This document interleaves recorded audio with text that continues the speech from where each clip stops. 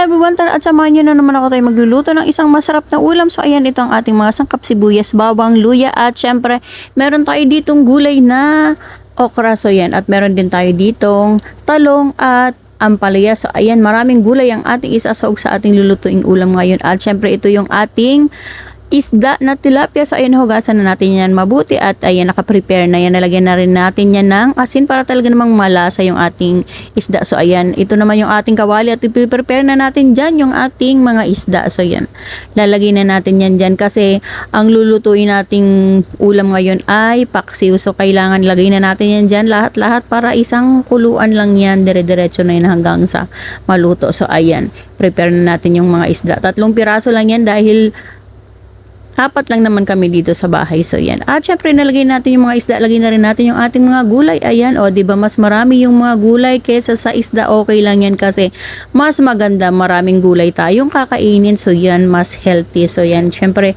ayusin natin yung ating mga gulay. So yan, ayusin muna natin yan dyan. At pag sinalang natin yan ay talaga namang dire-diretso na yan hanggang sa maluto. So eto na nga, nilagay na natin yung mga gulay. Lagay na rin natin yung napakasimpleng sangkap natin yan, ating mga sibuyas.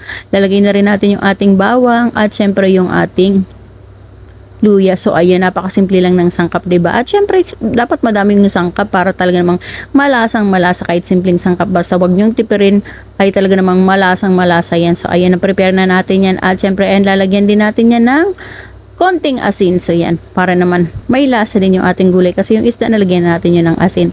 So ito, lalagyan din natin yan ng paminta. So yan, maraming paminta, mahilig din ako sa paminta kaya marami din paminta nilalagay ko dyan. So may kanya-kanya naman tayong panlasa, depende sa inyo kung gusto nyo madami or hindi. So yan, syempre lalagyan na rin natin yan ng suka dahil nga magpapaksiw tayo ngayon. So yan, madaming suka nilagay ko dyan kasi gusto ko talaga nalalasahan yung asim. So depende rin yan sa inyo, sa inyong panlasa kung madami or kaunti lang ang inyong lalagay. At syempre lalagyan din natin yan ng tubig para syempre mas maluto yung ating isda at gulay.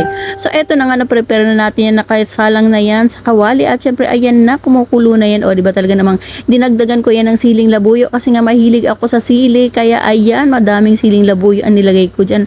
So ayan, kumukulo na yan. Ang amoy niya ay talaga namang napakasarap ng amoy, napakabango. So eto na at luto na yan dahil mabilis lang lutuin ang paksiw daw, isda lang ito at gulay, kaya ayan, luto na. Ito ang aking on recipe, ang aking on version ng paksiw na tilapia na maraming gulay. So ayan, kaya try ninyo magluto ng ganito, panigurado mahugusan yun. Napakasarap ito, ang ulam na talaga namang kahit ulit-ulitin mo ay hindi ka talaga magsasawa dahil napakasarap ng ulam na ito.